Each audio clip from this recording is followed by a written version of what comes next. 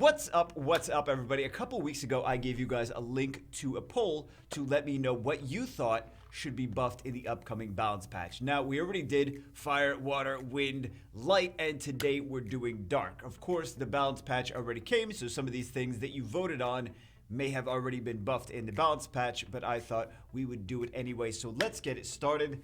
Dark monster number... Actually, let's do a couple honorable mentions. Let's start out with honorable mentions first. Honorable mention number 1, Cassie, the Dark Cowgirl. So Cassie is currently available from the Ancient Coin Shop. But if we compare Cassie to the other things that you can get from the Ancient Coin Shop, like Fran and El Sharion, Fran you can basically use everywhere. We all know that El Sharion is a super good unit. I think possibly even an underrated unit. The more I use El Sharion, the more I'm like, why don't I use him more? He's actually a pretty decent unit. He's got a defense break. He steals beneficial effects. He's got damage. He's got a global leader skill. Pretty decent unit, and I think a little underrated in my opinion. And then we have Cassie, and Cassie, she's got a first skill, triple hit, attack, speed break, right? That's not bad for a first skill, right? Attacks, defeat wild dog, attacks surrounding enemies 2 times, removes beneficial effects granted on the enemies. It's an AoE strip, but it's only 50% chance, right?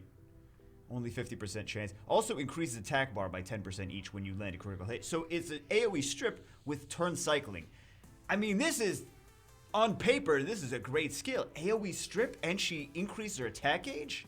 That's pretty good for a second skill. However, like, if you actually use it in action, you realize it does a 50% chance each. Is like, you're rolling a lot of dice there. Like, it may strip, it may not strip. It's not consistent, so that's one of the reasons I think people are not. But the second skill, I mean, if it was just buffed a little bit, it would be a really good second skill, in my opinion. And the third skill, Devil's Bullet, attacks the enemy with a forbidden bullet and inflicts damage that ignores all damage reduction effects. Increases your crit damage by 50% when you land a critical hit. So she already buffs her crit damage and ignores damage reduction effects. So I feel like she actually, and she's got a 18% leader skill, not anything too crazy, but I feel like this third skill is very niche. It's like, okay, where do you use this? I mean, Cassie seems like she would be a good unit. I mean, I actually didn't even use her in this place, but she seems like she'd be a really good unit for like the light rift beast, right? Dark unit, does big damage, has attack, power, leadership. I mean, you'd want a better attack, power, leader skill, right? Because that's only 18%. But at least she at least has one, right? So we have that, and we have increased crit damage when you get a critical hit. This could be nice for the light rift beast. This could be nice also for like the light lich, but how many other places aside from that are you going to be able to use her? You can also use her against communes, right, for Guild Wars Guild Siege, but the places that you can use her are very limited. So she's on the list at number 12, 549 votes. I'm not really surprised to see people voting for her.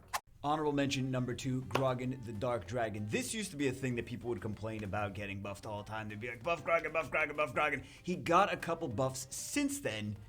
Grog owners still like, buff Grog some more. We still want Grog. You know what? This is, to be honest, this is one of my most wanted LD Nat 5s. So every time people are like, buff Grog, I'm like, I will take him off your hands gladly. I would love a Dark Dragon. Oh my god. So, Grogan's got the first skill. All the dragons have first skills that don't really do anything, right? Dark Arrow at the enemy and does no debuffs, right? Skill 2, this was buffed though. This was buffed. So it's got 4 chances to CC, 30% after it's maxed. It's got 30% chance to stun each time with the 4 hits. This is kind of similar to the Light Sylph, which is a unit I already use, right? So there were a lot of the reason that people were like buff Grogan was because he didn't stun with skill 2. They wanted him to stun more, and it was kind of a valid complaint because the activation rate was pretty low, right? He also got another buff, so that was buff number 1. They increased his activation rate. Buff number 2, Decimate, attacks all enemies with the power of darkness. This skill deals 100% increased crit damage on critical hits. Nice. AoE with 100% extra damage from critical hits. Nice. And the defeated enemy can't be revived. So basically, an AoE Rocky. AoE Fire Hell Lady.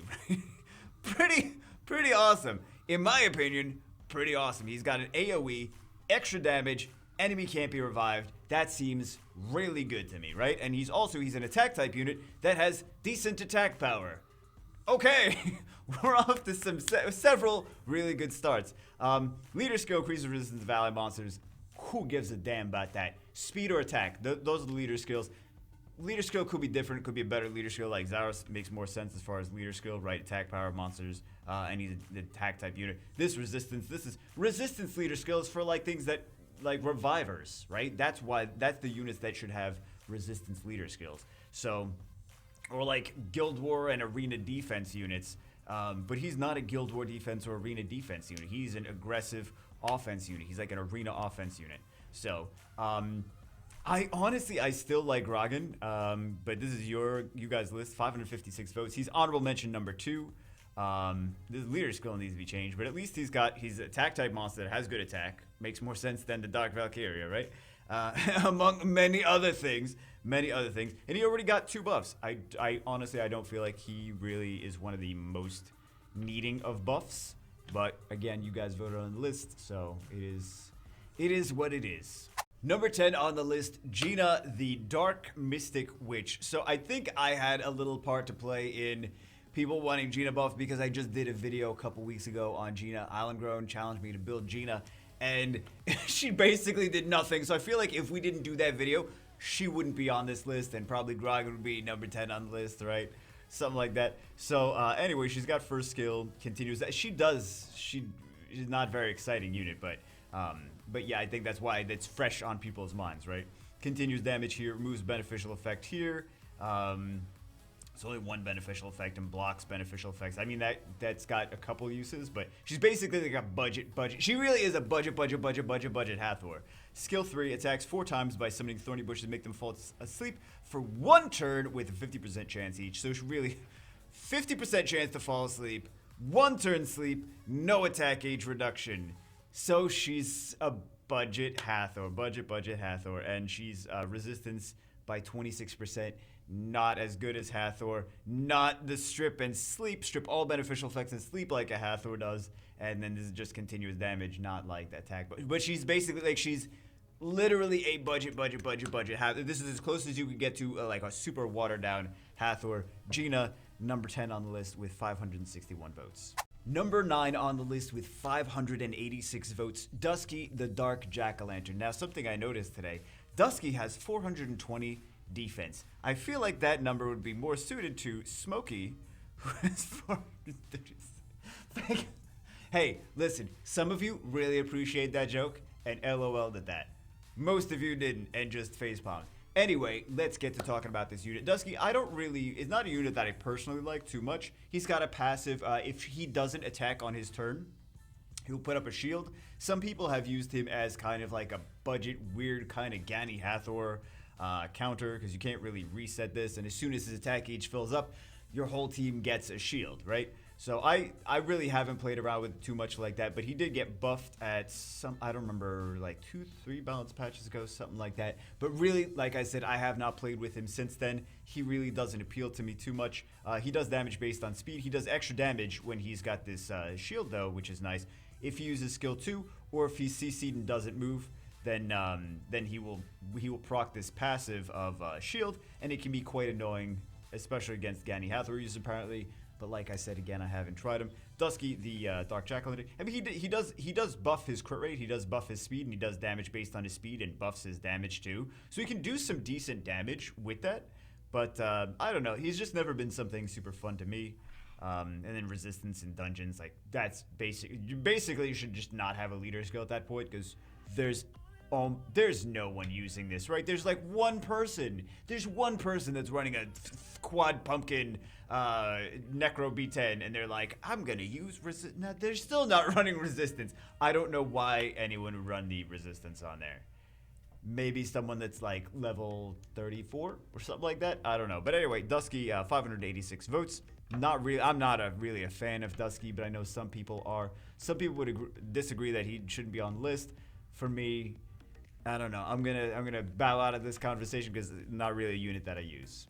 Number 8 on the list, Talasha, the Dark Undying. So I feel like this is another one that's warranted to be on the list. Where do you see Talasha being used? You really don't ever see Talasha being used. She's got a couple gimmick niche uses, which we'll talk about in a second. She's got the first skill, glancing hit. People already don't care about the glancing hit debuff. And then this is only if you crit. So you build her with crit, and it only does a glancing hit. Wow, I couldn't care less. Skill 2, Dark Frenzy, attacks all enemies with Dark Pillar, decreases the attack bar by 30%. Not a crazy amount of decrease for attack gauge, though, with an AoE.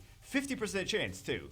That's not even a guaranteed 30% attack gauge decrease. So we could have something with like an AoE stun second skill, but instead she's like, I sometimes RNG decrease it a little bit. Like, that's a nat 3, that's a mediocre nat 3 skill, not an LD nat 4 skill, right? And then attack heals the ally. That's like just a little bonus heal, right? Not really that you use it as a heal. It just happens to also heal, which is, you know, the extra heal. These two do the extra heal on skill 2 as well. But yeah, AoE glancing hits. Yeah, everyone loves those AoE glancing hits, right?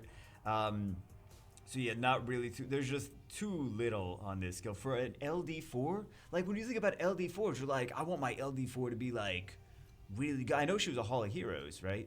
But you want like LD4s with like Beta, which has immunity and crit resist and revives and strips and heals and increases attack gauge. It's like Beta does a lot of stuff that you usually want, right? Instead of just like glancing hit and decrease a little bit of attack gauge, maybe.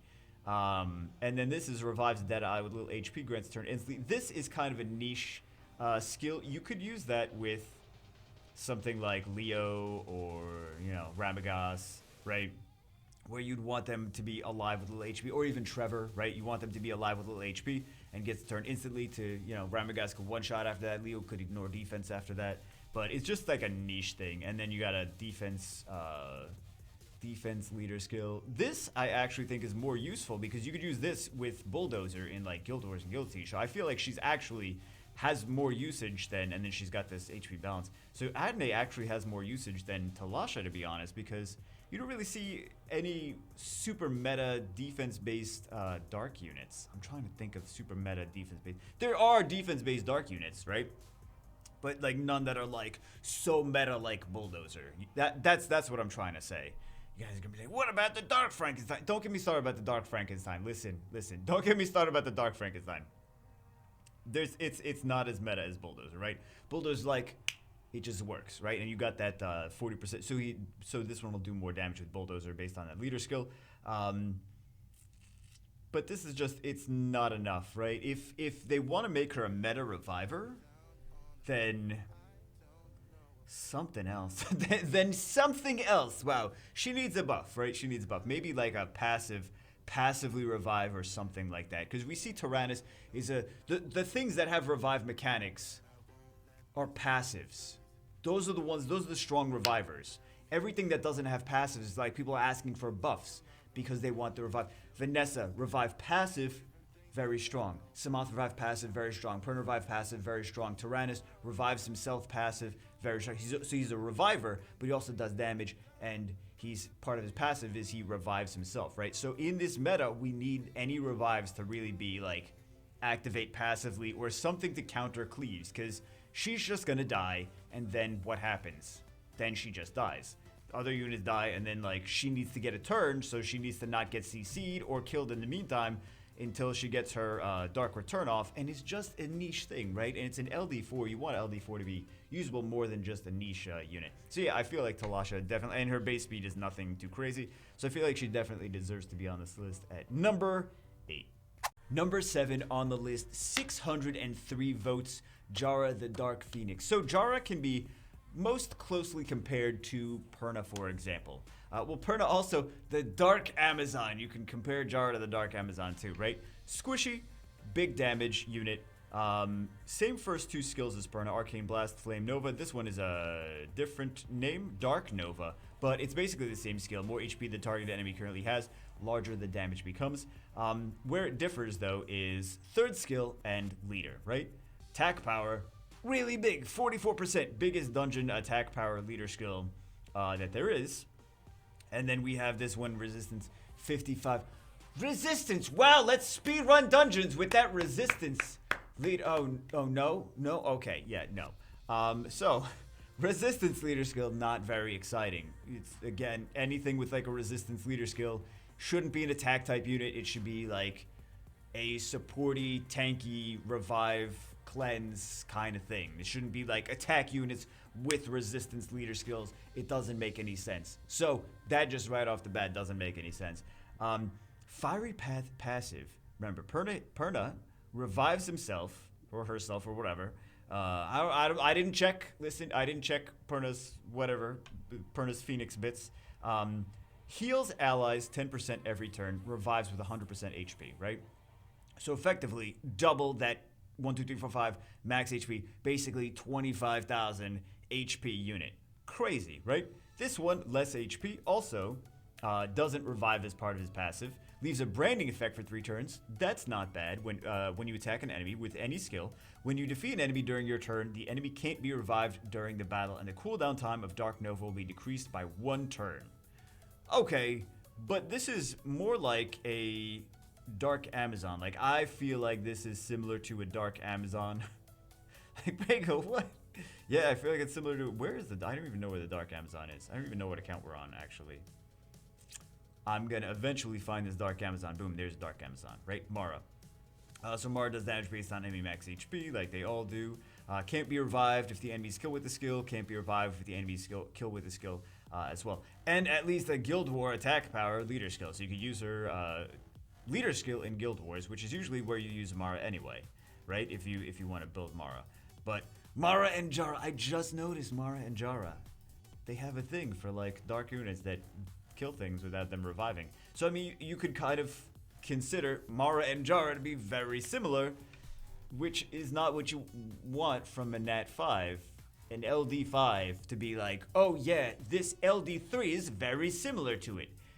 That's not what you want. That's not what you want. It's way too similar to an LD3. It really is. It's way too similar to an LD3. It definitely needs an upgrade for an LD5, especially when you consider, like, you compare this to the Dark Dragon, who's like, I'm going to increase my crit damage by 100%, and I have an AoE that everyone dies and can't be revived. Jaara's like, yeah, but I do single target that dies and can't be revived. That's why I'm saying that there's a big difference between the Phoenix and also a single target stun, whereas the Dark Dragon has an AoE stun, right? So you compare Jaara and Grogan side by side. There's no, like, one of them definitely needs a buff. Like, the Jaara is, the Grogan is definitely here. The Jaara is definitely here. Jaara definitely needs a buff way more than Grogan. Of course, Jaara is higher on the higher on the list of things that need buffs based on your votes, which is legit. But I think that Jaara, there should be even a bigger difference because Jaara is just, it's single target with the same skill as something that does AoEs. Like, yeah, come on, man. Like, really, Jaara needs a buff way more than Grogan. I feel like Grogan is in good state as it is. Jaara's like, please help me. Please help me. Is that a little skull on her, I just noticed that now. No, it's not a skull. Never mind. I thought her little thing on her chest was a skull. Anyway, Jaara, number 7, 603 votes.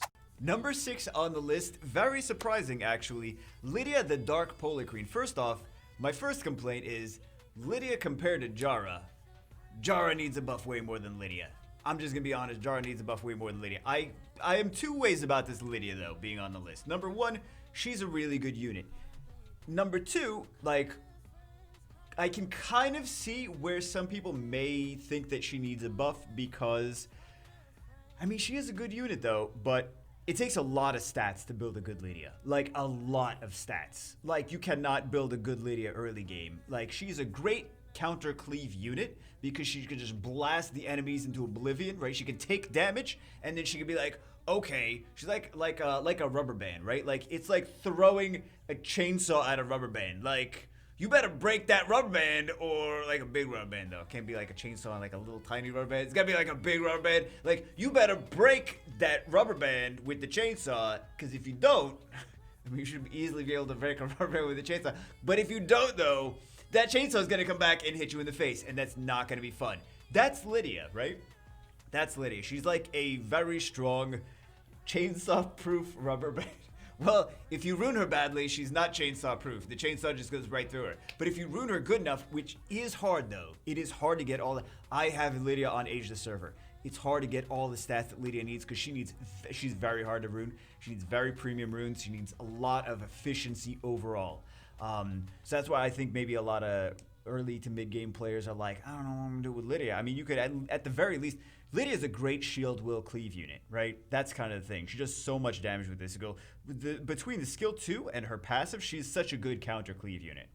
But let's take a look at Lydia. Anyway, let's take a look at her skills. I don't think that she should be this high on the list, but I can understand why early to mid game players that don't have a lot of rune efficiency can see her as being like, needing something else, because they're like, with my runes, she doesn't really do too much, right? Because she needs very, very, very good runes. And she can do a lot, but she needs very, very, very good runes. She's like one of the best counter cleave units that there is. She's got this defense break for skill. She's got the Storm of Midnight, attacks all enemies, powerful storm, damage increases proportion to enemies' attack speed, which makes her a good shield will cleave unit, right? Usually you see like, maybe if you guys are not following like RTA, but she's a great arena defense unit too. She's a great arena defense unit. Make everything really, really, really tanky. Man, Lydia needs so much stats though. She needs so much stats. I'm speaking from experience. She needs so much stats to be really good. But Tiana, Lydia, Beth, Fire Druid, and other things are. Annabelle too sometimes are shield will turn to cleave kind of teams. Also sometimes you see Galleon in there as well, but things like that, like those are shield will turn to cleave teams. Lydia, that's where Lydia shines, right? Lydia shines in kind of similar place to the Wind Cannon Girl, which could be hard to like Wind Cannon. Oh, exactly, Bagel, exactly why she needs a buff. But she does better than the Wind Cannon Girl in those spots. But I kind of understand why people are voting for her, because she's very hard to rune. But if you do rune her good and you know how to use her, she shines mostly as a turn 2 cleave, shield will cleave unit. And then she also shines on arena defense. Like those are the two places that Lydia's best. She's got the Deep Grudge passive, reflects 30% of damage back to the enemy whenever you're attacked, inflicts additional damage proportion to the damage that another ally received from the enemy when you attack during your turn. Amount of additional damage inflicted will reset after the attack. Basically like a rubber band. Like that's what I was trying to say before. I was trying to like just make it easier to digest. Like hitting a rubber band with a chainsaw. Lucian is the chainsaw. If that rubber band does not snap, Lucian's gonna be toast. It's gonna be delicious toast. She's nice on like will. Usually I like shield on other things. You kind of want several different rune sets on her too. Like you want rage on her, right? You want rage, you want a lot of HP because she needs to be able to withstand a blast. You want nemesis because if she's got nemesis, you also want will because she's of course turn 2. You want nemesis because if she takes a lot of damage, she can for example a double Lucian, she can cut in and do a bunch of damage as well. But usually like if things start hitting the Lydia team, like your Lucian a lot of time will just disintegrate, right? So yeah, I don't think that she should be on this high on the list, but I think it would be nice for her to have some way to rune her easier, like something that like buffs her attack power proportionate to her HP or something like that, but to make her a little bit easier to use. I mean, at the very, she's not a bad unit though. That's the thing. That's like, I'm in two ways about her being this high on the list. Is Jaara definitely needs a buff more than Lydia, but I can understand from being in the perspective of someone that has a Lydia, she is very, very hard. How many times am I going to say she's very, very hard to rune? She's very, very hard to rune a good Lydia. She can do a lot. She's one of the better counter cleave units, but counter turn 1 cleave units. But yeah, she takes a lot of stats to do. And accuracy, if this was an HP lead, I think that might actually be the all she really needs is like an HP, because accuracy lead, what does she need an accuracy lead for, right? She really doesn't. If that was an HP lead or a resistance lead, that would already be a buff. If it was a 44%, just give her what's her face? Yeah, give her Brandy as leader skill. Give her switch Brandy and Lydia's leader skill. 44% HP lead. That would be all she really needs. I feel like that would be all she really needs. Anyway, Lydia at number 6 on it's you guys voted for the list, but yeah. Again, I can see why she's here because it's hard to rune her, but she's still a good unit. Top 5 time. Number 5 on the list, 648 votes. Veramos, the Darker Freak Juice. Everyone knows what Veramos does, right? And you know, we're seeing a lot of the fusion units on these lists because people are like, you know, if I'm going to put the effort into fusing it, I want to see, I want it to be a good unit, right? So anyway, Veramos, back in the day, he would have never been on this list. Like 4 years ago, Veramos never would be like, no, we're using him in Dragons B10, man. We need him. He's a good unit. He's using like every Dragons B10 team. Because like the trifecta was Vertiheel, Bella, Veramos was like, that was the core Dragons V10 team back in the day. Because you got the every turn passively cleanse, you got the turn cycling, and then you got the heal strip defense break. So those 3 units were like, that was your Dragons B10 team right there. So Veramos, though, he has not aged well with the times, I guess. He still can be useful, though. He still can be useful for like Guild Siege against all those light paladins, right?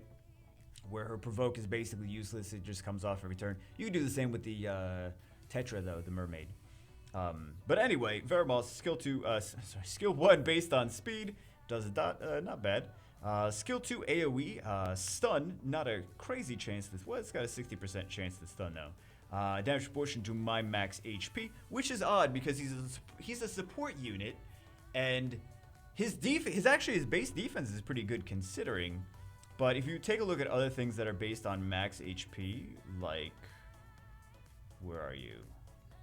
Like he's got damage based on max HP. He's got a 12,840 HP. Veramos has 9225. It's not a whole lot of HP for damage based on HP scaling, right? And then he's got conversion of magic passive. This was tweaked at some point. I don't remember when it was tweaked. It was a harmful. Well, it was actually tweaked a couple times, if I recall correctly, a long time ago, and then somewhat like a year ago or something like that as well. Again, removes harmful effect except inability effects on each ally. On all allies each turn, and the allies will recover their HP by 3% for each harmful effect removed. And we have a leader skill, blah, blah. You know Veramos, though. Veramos is useful in Guild Siege at this point, and he's useful in a beginner Dragons V10 team. Not really too much other stuff. Where else would I use Veramos?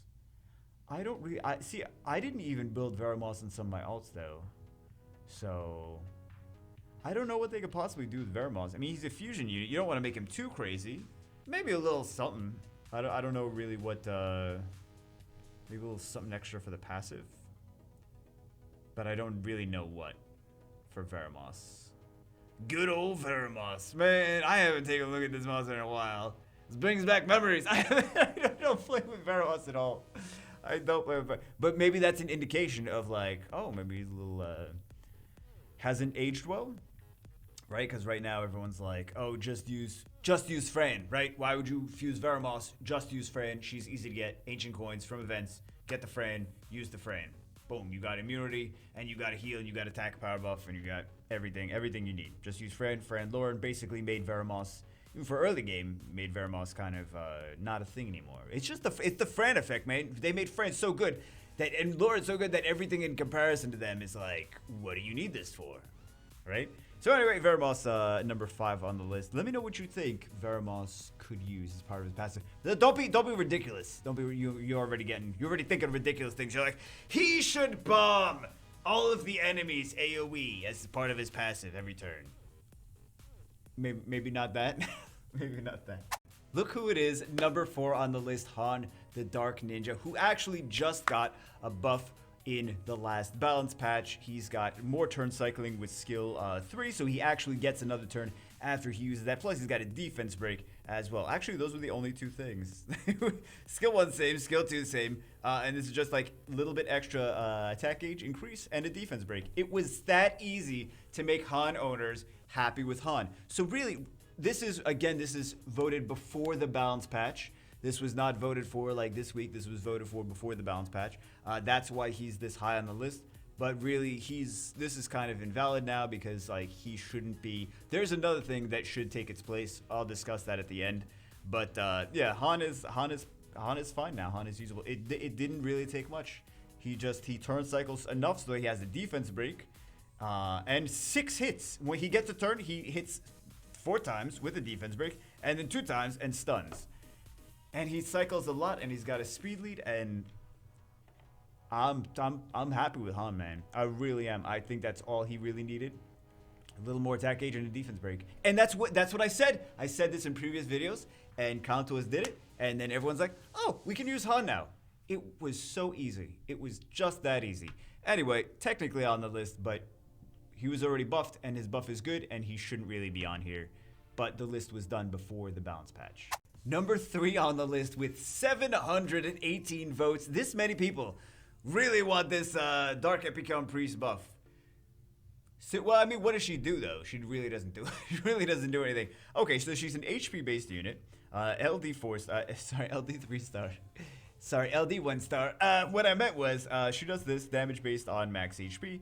Recovers HP by 30% of the damage dealt. Skill 2. Block flow. Actually, the block flow is not bad. Extends the time of beneficial effects and shortens the time of harmful effects granted on all allies.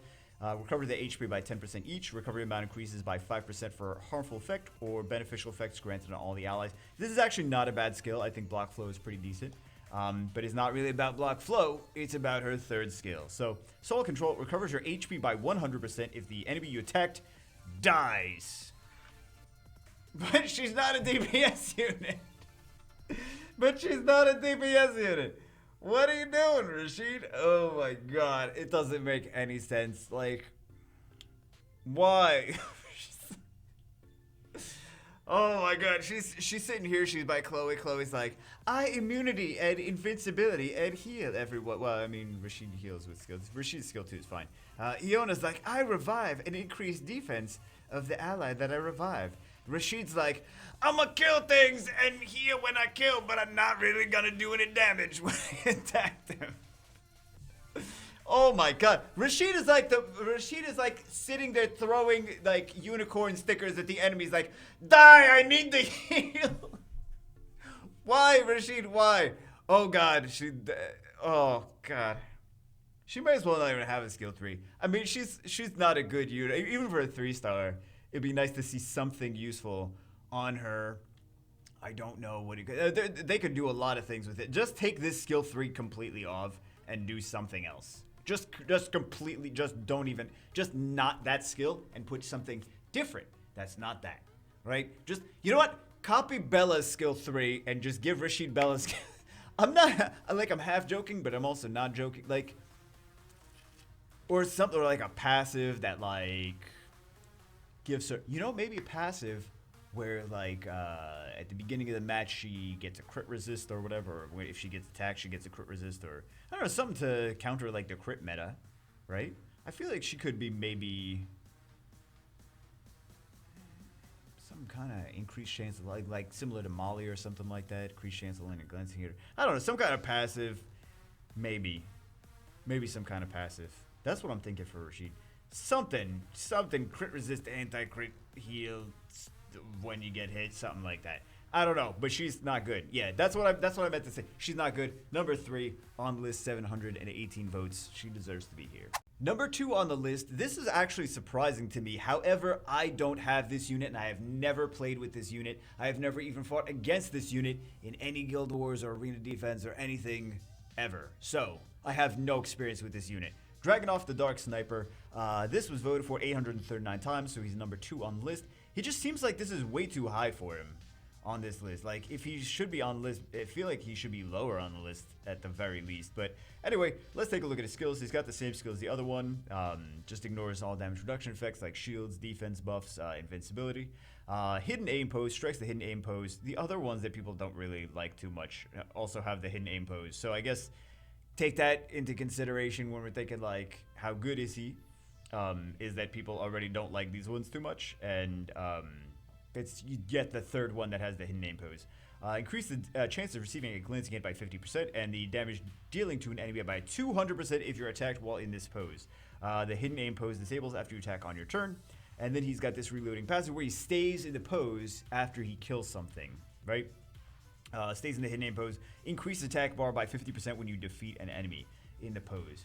So I feel like it seems like it's good, right? It seems fun on paper. However, I don't want to give too much of my input on it because I don't have this unit. You guys voted for it 839 times. I feel like it should be lower on the list, though. If he really deserves to be on the list, I feel like he should be lower on the list. However, the other snipers did also rank. I think they ranked pretty high on the list. I remember Carbine ranking high on the list, and was he on the list or no?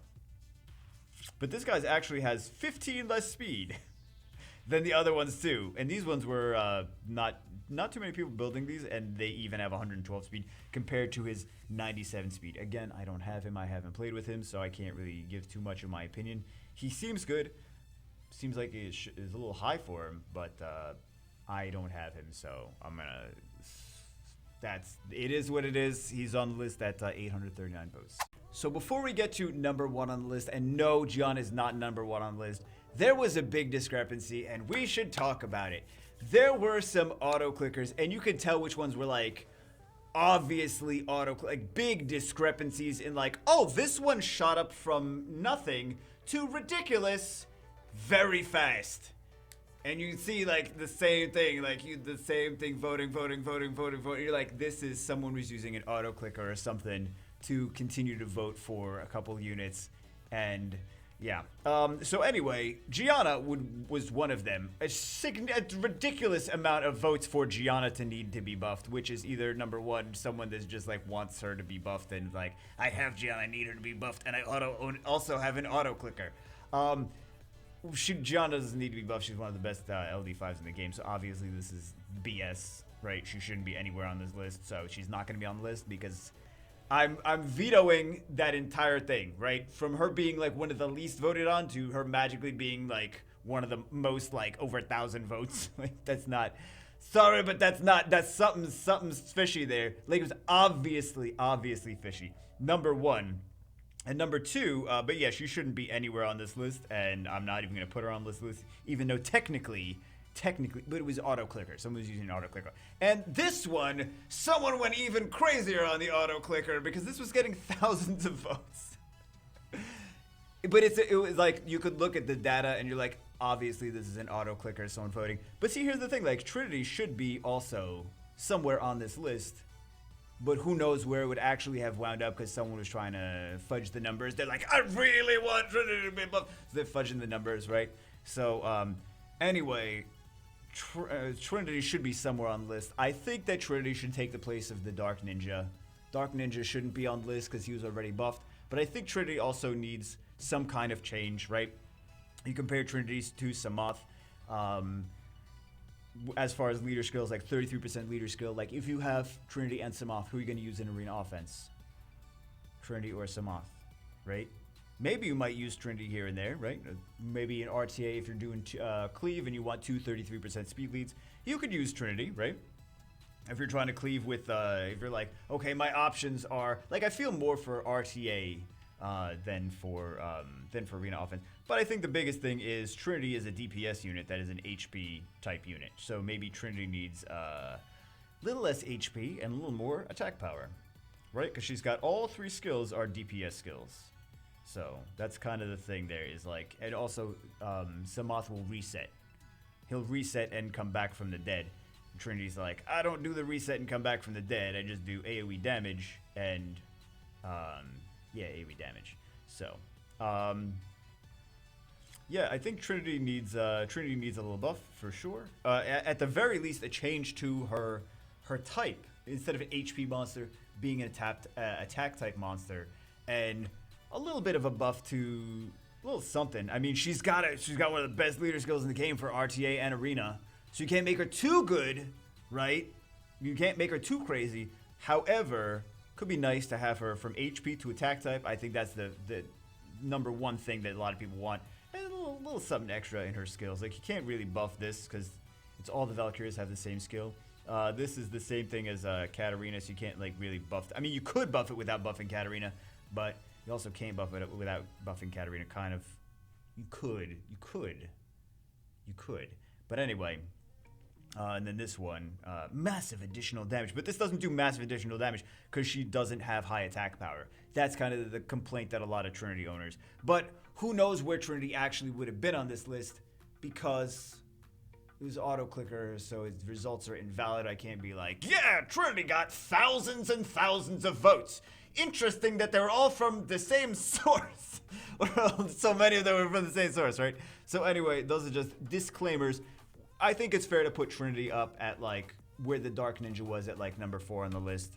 But just to disclaim that that's what was going on. I don't want to be like, Trinity, most needing of a buff in the entire world. So anyway, let's go on to number 1. So if we filter out all of the spam auto-clicker results of Gianna, who shouldn't have even been on the list in the first place, was nowhere near being on the list, and Trinity, who legitimately should have been somewhere around maybe where the Dark Ninja is, not thousands and thousands of votes, obviously. It was definitely auto-clicker kind of situation. We come up with Nyx, number 1 on the list with 869 votes. Although, are you guys seeing a pattern here? Are you guys seeing a pattern with a lot of the things that people want to be buffed? Is that resistance leader skill of only a certain place, a certain area, like, oh, dungeon resistance skill. Come to us. I feel like this is just like, this should definitely drive a point home for the devs, is like, people don't want, number 1, a resistance leader skill, which is basically a fake stat. Don't at me, it's a fake stat. I'm not taking it back. Resistance is a fake stat. Number 1, fake stat. And number 2, where it's only usable, it's an LD5 and it's only a fake stat usable in one place. That's not having a leader skill. That's almost an insulting leader skill, right? So, I mean, it kind of does work with part of his passive, but aside from that, it's like kind of an insulting leader skill. That and then we have the glancing hit, which of course everyone loves. Although some of the Fairy Kings do well with the glancing hits. But they're not good because of the glancing hits, they're good because of the other stuff, that skill 3s, their passives, whatever, skill 2s, etc., etc. But we're seeing definitely the resistance. Like the same thing with the Grog and Jaara. Like people don't want resistance leader skills. There's just people don't want resistance leader skills come to us. They want stats. They want speed, they want HP, they want defense, they want attack, right? So they want resistance. So they have glancing here. Which is actually a 3-turn. With his passive, it's actually a 3-turn glancing hit. We have increases cooldowns. There's not even a 100% chance, but it's still, you know, Samoth and Daphnis have it. It's a usable second skill. It's a second skill, not like a third skill, right? Because then it would be like, whoa, that's a terrible third skill. And then we have the passive, Discernment passive, decreases chances of the allies being granted with harmful effects. So I was saying that with this could be a really annoying combo for arena defense, but you can still Lucian it. Right? Increases the duration of harmful effects that the allies, excluding those that are under inability effects granted the enemies by 1 turn with the power of a piercing gaze. So basically, the really short version of that is, if you use this with the Light Paladin, her 2-turn provoke is a 3-turn provoke. So that's things like that. Like Rika is really strong with the Light Paladin. It's really strong with Rika. It's really strong with things like that that do harmful effects on the enemies. So there's that. That's kind of nice. However, this is an LD5 that is only useful if you have certain units with it and only in a niche situations, right? It's an LD5. You take a look at this compared to like some of the other LD5s, which are useful so much more. Even like you just stick it into whatever, so like, I'll stick a Ragdoll in here. I'll stick a Yenhong in here. Like you could literally pick Yenhong in every match in RTA and not, unless your opponent is picking Tian Lang maybe, but for the most part you could pick Yenhong in every match in RTA and not have a problem. If you pick Nyx in every match in RTA, you're probably gonna lose a lot. There's a couple situations where Nyx would be a great pick, but you can't like use this all the time everywhere. It's an LD5 that is only useful in a few different situations. There's one, I think I know who it is, but I don't want to say who it is and be wrong, right? But there's one streamer that was using Nyx a lot one Twitch streamer that was using Nyx a lot in RTA. I think I know who it is, but just in case it's not, he's gonna get attacked by people like, oh, use your Nyx, Miguel said you had a Nyx, and he's gonna be like, I don't have a Nyx, that's the other person. So anyway, again, he's very niche. He's not useful in every situation. He can be very good in TOA hard. He can be potentially annoying. I've seen him sometimes in arena defense, but I can understand where people are coming from, where they want their LD5, first off, to have a leader skill that isn't garbage. And number 2, to have something that's like useful in most situations, right? Because there's a lot of things, like even some of these, the other units that we saw yesterday, or not yesterday, whenever it was that we did the Light Lich, the light lich, the light list. Oh my god, the light list where it's like Volantis had a lot of votes, but Volantis has an AOE strip into provoke and glancing hits. You could use that in a lot of situations. You could use that in TOA, Hall of Heroes. Even if you don't, you use that in a Guild Wars and Guild Siege. You could use that in Arena Offense. You could use that in Arena Defense. You could use that a lot of places. You could use that in a lot of places. Whereas with Nyx, it's like he takes up a slot. You better have a lot of debuffs with the other units that you're picking, and hope that the enemy doesn't have like Veramos or Tetra, right? So yeah, I could definitely see Nyx being on this list for sure. I think maybe I don't give him enough recognition as a unit that could possibly or should possibly get a buff, because I'm always like, Jaara is so bad, Yandere is so bad, those units both need buffs. And like Nyx owners are like, yeah, I can only take my Nyx into a couple situations. He's good in those situations, but only a couple situations, right? I think a lot of people want their LD5s to be useful in many places. Like a unit that they can always use instead of a unit that's like, it's storage until I am in this one situation where hopefully I don't forget that I could use this unit here. So anyway, that's it for this one. We're going to have to change the way we do things because I don't want the results being like manipulated and things like that. Like some of the results were weird, like the tableau was weird being there. Like I don't think the tableau should have been there, but the Gianna and the Gianna and the Trinity were definitely manipulated, and I'm like, I'm not gonna put those on the list if they're definitely incorrect results. Definitely have been manipulated. So we're gonna have to figure out a different way to do the list in the future for different lists. But anyway, this is as it stands. This is the top 10 dark monsters that need buffs. Let me know what you think in the comments below. You're gonna be like, Baker, I can't believe that you said Lydia. I'm like, no, well, I didn't say. But some of these needed to be here. I can't believe Rasheed was so high up, but she's not good, so that's fine because she's not good. Anyway, that's it for this one. Hope you guys are alright. I'll see you as always in the next one.